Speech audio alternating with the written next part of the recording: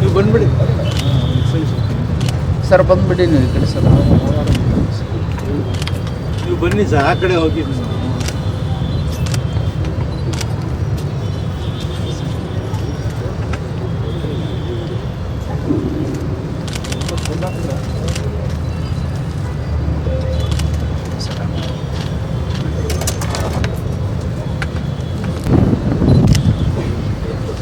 ಪಂಡಿತ್ ಜವಾಹರ್ಲಾಲ್ ನೆಹರು ಅವರ ಬಗ್ಗೆ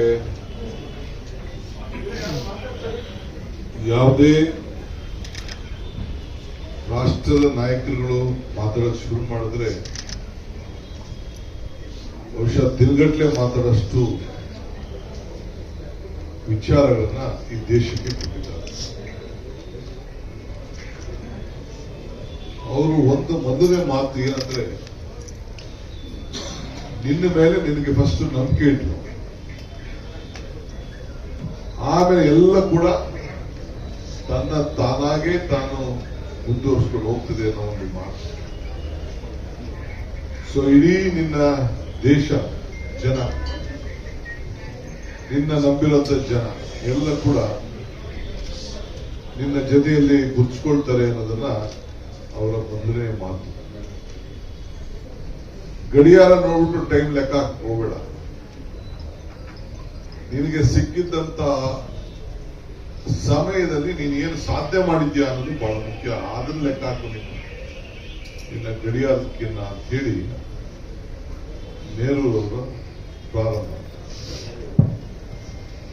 ಅವರು ಇತಿಹಾಸ, ಕಾಂಗ್ರೆಸ್ ಪಕ್ಷ, ಅವರ ಶ್ರೀಮಂತಿಕೆ, ಅವರ ಕುಟುಂಬ ಎಲ್ಲ ನಾವೆಲ್ಲ ಲೆಕ್ಕಾಚಾರ ಹಾಕೊಂಡ್ರೆ, ನಾನು ಮೊನ್ನೆ ಪ್ರಯಾಗ್ ಹೋದಕ್ಕೆ ನಾನು ನೋಡಿದೆ, ಒಂದು 30 ಎಕರೆ ಕ್ಯಾಂಪಸ್ ಇದೆ ಅಲಹಾಬಾದ್. ಅವ್ರಿದ್ದಂತ ಮಾತು, ಮನೆ, ಕುಟುಂಬ ಎಲ್ಲ ಸರ್ಕಾರಕ್ಕೆ ಬಂದು ಬಿಟ್ಟಿದ್ದಾರೆ. ಒಂದೊಂದು ಎಕರೆ ಒಂದು 25 ಕೋಟಿ 30 ಕೋಟಿ ಬಾಳ್ತದೆ. ಆ ಒಂದು ದೊಡ್ಡ ಸರ್ಕಾರದ ಒಂದು ಆಸ್ತಿಯಾಗಿ ಇವತ್ತು ಉಳ್ಕೊಂಡಿದೆ. ದೆಹಲಿಯಲ್ಲಿದ್ದಂತ ಅವರ ಆಸ್ತಿಗಳು ಇವೆಲ್ಲ ಕೂಡ ಅವರ ಸ್ವಂತಕ್ಕೇನು, ನನ್ನ ಎಲ್ಲ ಆಸ್ತಿ ಎಲ್ಲ ನನ್ನ ದೇಶದ್ದು ಅನ್ನೋದು ಲೆಕ್ಕಾಚಾರ ಇಟ್ಕೊಂಡಿದ್ದಂತ ಒಂದು ದೊಡ್ಡ ಕುಟುಂಬ. ಇವತ್ತು ಅವ್ರ ಮೇಲೆ ಬೇಕಾದಷ್ಟು ಕೇಸ್ಗಳೆಲ್ಲ ಕುಟುಂಬದ ಮೇಲೆ ಹಾಕ್ಲಿಕ್ಕೆ ಬಿಜೆಪಿಯವರು ಬಹಳ ದೊಡ್ಡ ಪ್ರಯತ್ನ ಮಾಡಿಬಿಟ್ಟಿದ್ದಾರೆ. ಇಲ್ಲಿ ಅದನ್ನ ಎದುರಿಸ್ತಾರೆ. ಆದ್ರೆ ನೆಹರು ಇಲ್ಲದೆ ಈ ದೇಶ ಇಲ್ಲ ಅನ್ನೋ ಒಂದು ಮಾತು ಕೂಡ ಇಲ್ಲದೆ ದೊಡ್ಡ ಚರ್ಚೆ ನಡೆದನ್ನು ನಾವೆಲ್ಲ ನೋಡಿದ್ದೇವೆ. ಇದಕ್ಕೆ ಕಾರಣ ಏನಂತಂದ್ರೆ, ನಮ್ಮ ರಾಜ್ಯ ತೆಗೆದುಕೊಳ್ಳಿ ಉದಾಹರಣೆಗೆ, ಈಗ ಯಾವುದೇ BHEL, BL, ITI, BEML, ISRO ಯಾವುದೇ ತೆಗೆದುಕೊಂಡು ಕೂಡ ನಮ್ಮ ರಾಜ್ಯದಲ್ಲಿ ಅವರೇ ಇಲ್ಲೊಂದು ಈ ಬೆಂಗಳೂರು ಬಗ್ಗೆ ಒಂದು ಅಪಾರವಾದಂತ ಅವತ್ತಿನ ಕಾಲದಲ್ಲಿ ನಂಬಿಕೆಯನ್ನು ಇಟ್ಕೊಂಡು ಕರ್ನಾಟಕ ರಾಜ್ಯದ ಭೂಗೋಳದ ಬಗ್ಗೆ ಇಲ್ಲಿ ನಾವು ಇದನ್ನ ಪ್ರಾರಂಭ ಮಾಡಬೇಕು, ಇಲ್ಲಿ ನಮ್ಮ ಯುವಕರು ಬಹಳ ಶಕ್ತಿಶಾಲಿಯಾಗಿದ್ದಾರೆ, ವಿಜ್ಞಾನವಂತಿದ್ದಾರೆ, ಬುದ್ಧಿವಂತಿದ್ದಾರೆ, ಪ್ರಜ್ಞಾವಂತಿದ್ದಾರೆ ಅಂತೇಳಿ ಇವೆಲ್ಲ ನಮಗೆ ಪಬ್ಲಿಕ್ ಸೆಕ್ಟರ್ ಕಂಪನಿಗಳು ಅವತ್ತು ಪ್ರಾರಂಭವಾಗಿದ್ದು ಅವ್ರ ಕಾಲದಿಂದ. ಬೇರೆ ರಾಜ್ಯದಲ್ಲೂ ಕೆಲವು ಮಾಡಿದ್ದಾರೆ, ಆದ್ರೆ ನಮ್ಮ ರಾಜ್ಯದಲ್ಲಿ ಅತಿ ಬಹಳ ಹೆಚ್ಚು ಮಾಡಿದ್ದಾರೆ. ಇವತ್ತು ನಮ್ಮ ಸಂವಿಧಾನದ ಬಗ್ಗೆ ನಾವು ಮಾತಾಡ್ತೀವಿ, ಬಾಬಾ ಸಾಹೇಬ್ ಅಂಬೇಡ್ಕರ್ ಬಗ್ಗೆ ಮಾತಾಡ್ತೀವಿ. ಅದನ್ನ ಇವತ್ತು ನಮ್ಮ ದೇಶದ ಗ್ರಂಥ, ಆ ಗ್ರಂಥನ ನಾವೆಲ್ಲ ಕೂಡ ನಮ್ಮ ರಕ್ಷಣೆಗೆ ನಾವು ಇಟ್ಕೊಂಡಿದ್ದೇವೆ. ಬಾಬಾ ಸಾಹೇಬ್ ಅಂಬೇಡ್ಕರ್ ಅವ್ರನ್ನ ಗುರುಸಿ ಈ ಕಾನೂನು ಸಚಿವರನ್ನಾಗಿ ಮಾಡಿದ ಯಾರು? ಇದು ಪಂಡಿತ್ ಜವಾಹರ್ಲಾಲ್ ನೆಹರು. ನೆಹರೂರವರ ಪುಣ್ಯತಿಥಿ, ಅದನ್ನ ಬಹಳ ಗೌರವದಿಂದ ಅಭಿಮಾನದಿಂದ ನೆರವೇರಿಸ್ತಾ ಇದ್ದೀವಿ.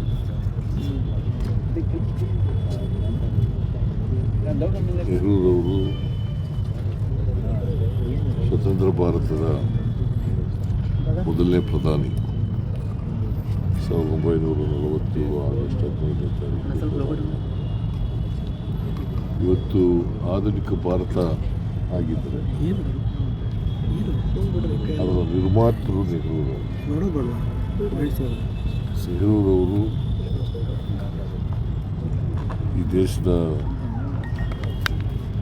ಬಡತನವನ್ನು ಹೋಗಲಾಡಿಸ್ತಕ್ಕಂಥ ಪ್ರಾಮಾಣಿಕ ಪ್ರಯತ್ನ,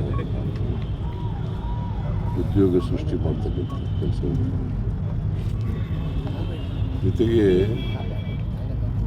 ಅವರು ಮಿಕ್ಸ್ಡ್ ಎಕಾನಮಿ ಮಾಡಲಿಕ್ಕೆ ಈ ದೇಶದಲ್ಲಿ ಮಾಡಿದ್ರು.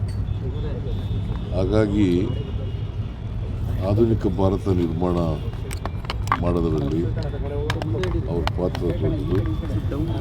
ಜೊತೆಗೆ ಅವರು ಹಸಿರು ಕ್ರಾಂತಿಗೆ ಅಡಿಗಲನ್ನು ಹಾಕ್ತಾರೆ. ಕೋಆಪರೇಟಿವ್ ಮೂವ್ಮೆಂಟು ಮತ್ತು ವಿಕೇಂದ್ರೀಕರಣ ಇವೆಲ್ಲಕ್ಕೂ ಕೂಡ ಬದ್ಧತೆ ಇದೆ ಅಂತ ನೆಹರೂರವರು. ಅವರು 17 ವರ್ಷಗಳ ಕಾಲ ಪ್ರಧಾನಮಂತ್ರಿ. 17 ವರ್ಷದಲ್ಲಿ ಅನೇಕ ಅಣೆಕಟ್ಟುಗಳನ್ನು, ಅನೇಕ ಕೈಗಾರಿಕೆಗಳನ್ನು ಮಾಡ್ತಕ್ಕಂಥ ಕೆಲಸವನ್ನು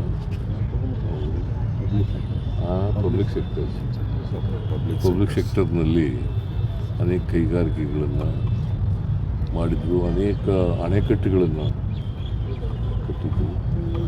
ಸೊ ಹಾಗಾಗಿ ಇವತ್ತು ದೇಶ ಆರ್ಥಿಕವಾಗಿ ಸಬಲತೆಯನ್ನು ಕಂಡಿದ್ದಾರೆ ಮತ್ತು ಆಹಾರದ ಸ್ವಾವಲಂಬನೆಯನ್ನು ಕಂಡಿದ್ದಾರೆ. ಅವ್ರು ಹಾಕಿದಂಥ ಅಡಿಪಾಯ ಕಾರಣ ಅಂತಕ್ಕಂಥದ್ದನ್ನು ಇವತ್ತು ನಾವು ಸ್ಮರಿಸ್ಕೋಬೇಕಾಗ್ತದೆ.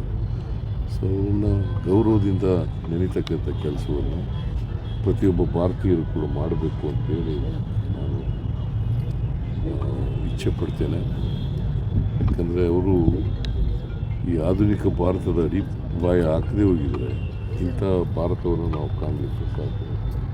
ಇವತ್ತು ಎಕಾನಮಿ ಇಡೀ ಜಗತ್ತಿನಲ್ಲೇ 5ನೇ ಸ್ಥಾನದಲ್ಲಿದ್ದೀವಿ ನಾವು ಅಂತಂದರೆ ಅದಕ್ಕೆ ಕಾರಣ ಸರ್. ನಿನ್ನೆ ಕೋವಿಡ್ ಸಭೆ ಮಾಡಿದ್ರಿ, ಕೆಲವು ಸೂಚನೆಗಳನ್ನು ಆರೋಗ್ಯ ಇಲಾಖೆ ಕೊಟ್ಟಿದ್ದೀರಿ ಸರ್. ಹೌದು, ನಿನ್ನೆ ಆರೋಗ್ಯ ಇಲಾಖೆ ಮತ್ತು ವೈದ್ಯಕೀಯ ಶಿಕ್ಷಣ ಇಲಾಖೆ ಅಧಿಕಾರಿಗಳು ಮತ್ತು ಟಾಸ್ಕ್ ಫೋರ್ಸ್ ಅಧಿಕಾರಿಗಳು ಅವ್ರ ಜೊತೆ ಎಲ್ಲ ಮೀಟಿಂಗ್ ಮಾಡಿದ್ದೀನಿ.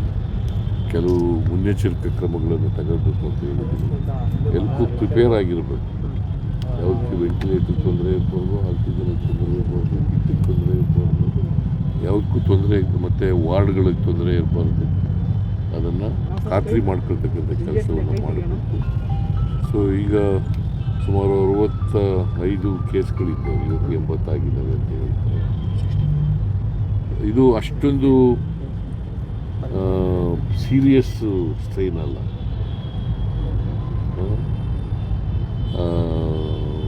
ಬಟ್ ಆದರೂ ಮುನ್ನೆಚ್ಚರಿಕೆಯಿಂದ ಇರಬೇಕಾಗ್ತದೆ. ಮತ್ತು ಮಕ್ಕಳಿಗೆ ಇನ್ನೊಂದು ಹೇಳಿದ್ದೀವಿ, ಯಾರಿಗೆ ನೆಗಡಿ ಬರ್ತದೆ, ಕೆಮ್ಮು ಬರ್ತದೆ, ಜ್ವರ ಬರ್ತದೆ, ಅವ್ರು ಯಾರು ಶಾಲೆಗೆ ಕಳಿಸಬೇಡಿ ಅಂತೀವಿ. ಮತ್ತು ವಯಸ್ಸಾದವರು ಇದ್ದಾರಲ್ಲ, ಮಲ್ಟಿ ಆರ್ಗನ್ಸ್ ಫೇಲರ್ ಆಗಿರೋರು, ವಯಸ್ಸಾಗಿರೋರು, ಬೇರೆ ಬೇರೆ ಕಾಯಿಲೆಗಳು ತುತ್ತಾಗಿರ್ತಕ್ಕಂಥವ್ರು, ಅವರು ಮಾಸ್ಕನ್ನು ಧರಿಸ್ತಕ್ಕಂಥದ್ದು ಅತ್ಯಂತ ಅಗತ್ಯ. ನೀವು ಕೂಡ ಮಾಸ್ಕ್ ಧರಿಸಿ ಸರ್. ಮಾಸ್ಕ್ ಕಡ್ಡಾಯ ಮಾಡುವಂಥದ್ದು ವ್ಯಾಕ್ಸಿನ್ ಹತ್ತಿರದಲ್ಲಿ ಚರ್ಚೆ ಆಗಲಿಲ್ವಾ ಸರ್? ನಾನು ವ್ಯಾಕ್ಸಿನ್ ಎಲ್ಲ ರೆಡಿ ಮಾಡ್ಕೊಳ್ಳಿ, ವ್ಯಾಕ್ಸಿನು ಸಿಕ್ಕಿದ್ರೆ ತೆಗೆದಿಟ್ಕೊಳ್ಳಿ ಅಂತ ಹೇಳಿದ್ದೀನಿ. ನಾನು ಮಾಸ್ಕು ಕಡ್ಡಾಯ ಮಾಡಿ ಅಂತ ಹೇಳಿಲ್ಲ.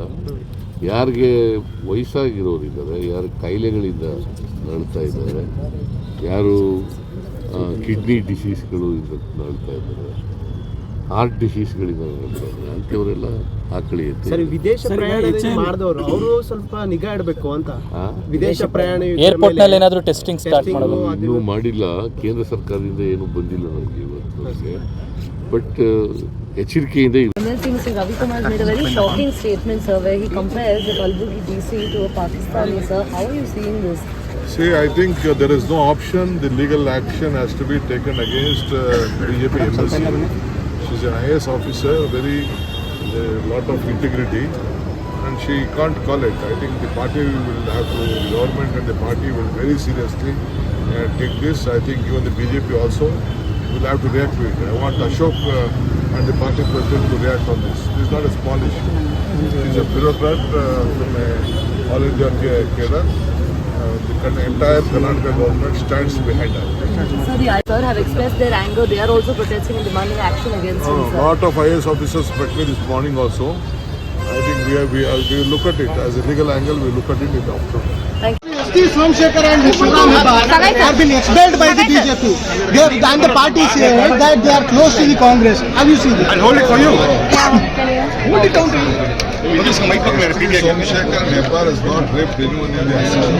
He also so many affairs are there.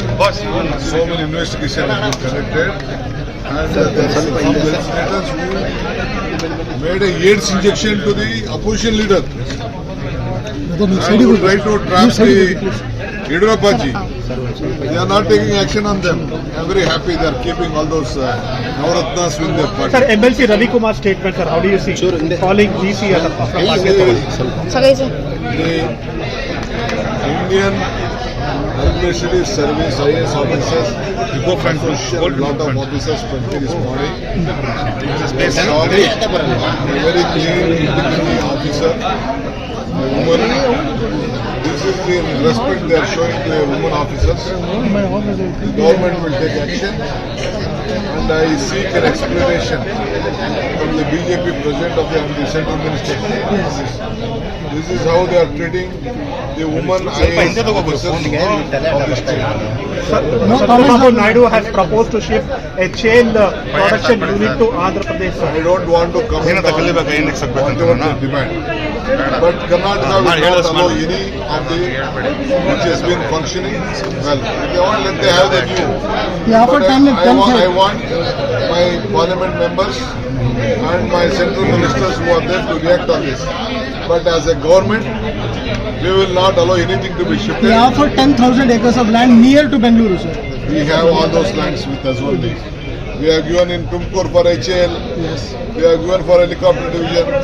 We will give land. What is that? If they want to expand, we will give. Let they have any new thing. I don't want to come in their way. But as far as Karnataka is concerned, it is our pride. Nehruji gave us. It is a base. We have Bidar as a base, Bangalore as a base. We have two HL airports in Bangalore itself. One is in Yelahanka, one is in the HL airport.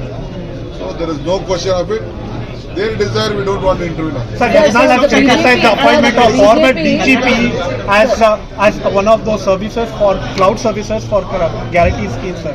Former DGPs of Andhra Pradesh who have been involved in scams are being appointed. I don't want to comment on the. BJP has made sure BJP has been having